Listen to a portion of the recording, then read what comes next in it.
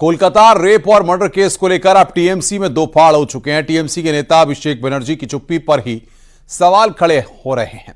Party के senior नेताओं के इस मुद्दे पर सामने नहीं आने पर साफ लगने लगा है कि अस्पताल की घटना पर टीएमसी में न सिर्फ मतभेद हैं बल्कि पार्टी दो खेमों में भी बढ़ चुकी है। आपको रिपोर्ट दिखाते हैं।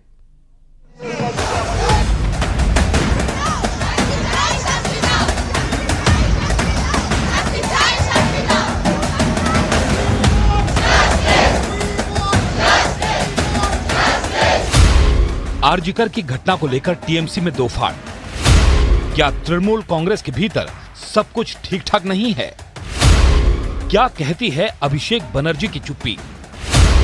पार्टी के भीतर ही उठने लगे हैं आलोचना के सुर। आरजीकर अस्पताल की घटना को लेकर राजनीतिक गलियारों में कई सवाल उठ रहे हैं। टीएमसी के भी कई नेताओं ने 9 अगस्त को आरजीकर मेडिकल कॉलेज में हुई घटना के बाद प्रशासन द्वारा उठाए गए कदमों पर सवाल उठाना शुरू कर दिया है। इस बीच पार्टी महासचिव अभिषेक बनर्जी की चुप्पी ने मामले को और गंभीर बना दिया है। पार्टी नेता कुणाल घोष ने भी इस मामले पर ममता बनर्जी के नेतृत्व में लड़ाई लड़ने की बात कहते हुए अभिषेक बनर्जी की चुप्पी पर सवाल उठा दिए। शीर्ष नेत्री ममता बंदोपाध्याय তিনি নেতৃত্ব দিচ্ছেন এবং আমাদের সেনাপতি সর্বভারতীয় সাধারণ সম্পাদক অভিষেক বন্দ্যোপাধ্যায়কেও সক্রিয়ভাবে এই লড়াইতে সামনে চাই। अभिषेक बंदोपाध्याय सक्रिय नहीं।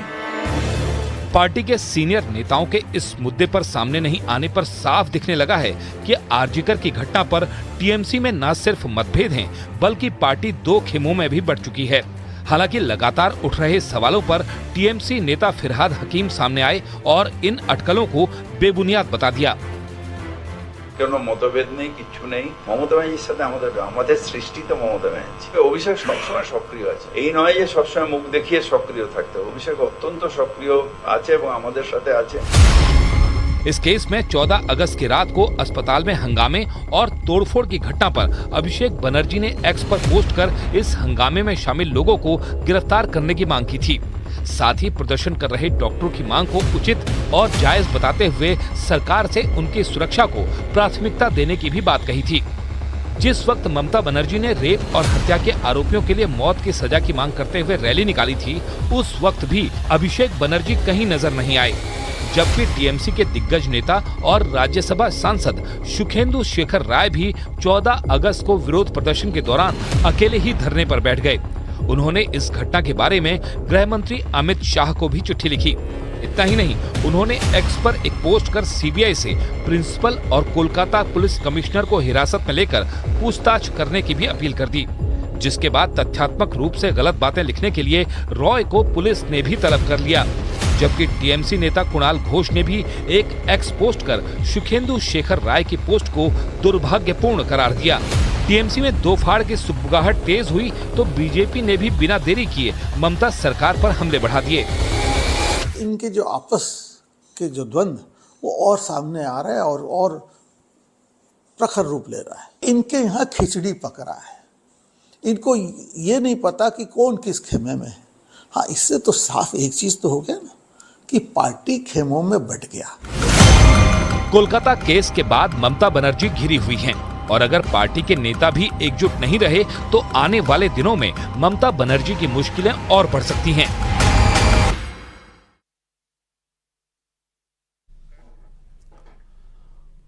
उधर बीजेपी के नेता और केंद्रीय मंत्री गिरिराज सिंह ने तो ममता बनर्जी पर मुकदमा चलाने तक की मांग कर दी है। उन्होंने आरोप लगाया कि ममता सरकार सीबीआई को सपोर्ट नहीं कर रही है और सबूतों को मिटाया जा रहा है।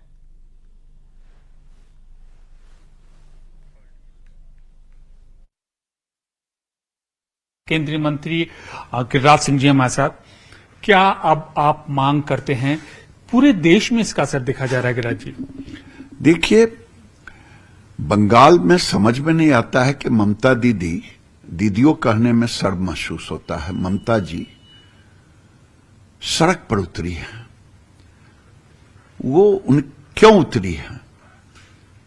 मुख्यमंत्री वो, स्वास्थ्य मंत्री वो, शासन उनका, गुंडे उनके, अपराधी उनके, बलात्कारी उनके, इसलिए उतरी हैं कि इनके चेहरे कालिक से पुत गए हैं और उस चेहरे के दाग को मिटाने की कोशिश बंगाल में उबाल है इनके खिलाफ।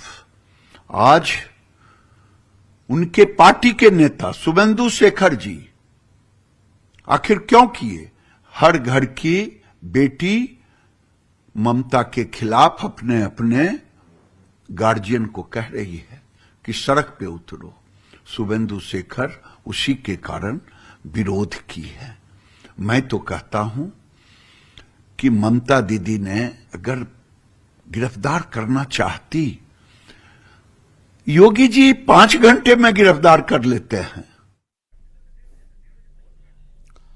कांग्रेस ने भी इस केस को लेकर ममता सरकार पर निशाना साधा है। कांग्रेस के प्रमोद तिवारी ने कहा कि यह केस तो निर्भया कांड से भी ज्यादा शर्मनाक है।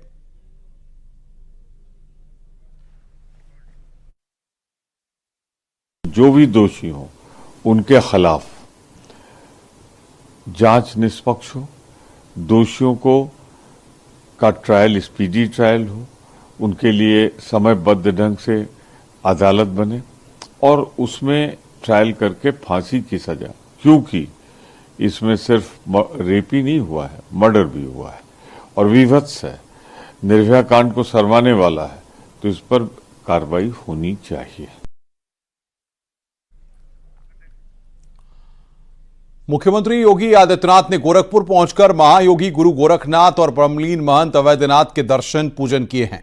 वो तस्वीरें हमारे पास आई हैं, वो तस्वीरें इस वक्त हम आपकी स्क्रीन पर आपको दिखा रहे हैं। गोरखपुर पहुंचे हैं सीएम योगी, ये इस वक्त की तस्वीरें इस वक्त हम आपको दिखा रहे हैं आपकी स्क्रीन पर। गोरखनाथ मंदिर में दर्शन पूजन यहां पर मुख्यमंत्री योगी आदित्यनाथ के द्वारा किया जा रहा है। गोरखपुर पहुंचे हैं मुख्यमंत्री योगी आदित्यनाथ, ये तस्वीरें इस वक्त आपकी स्क्रीन पर गोरखनाथ मंदिर से ये तस्वीरें इस वक्त हम आपको दिखा रहे हैं। गोरखपुर पहुंचे हैं उत्तर प्रदेश के मुख्यमंत्री योगी आदित्यनाथ।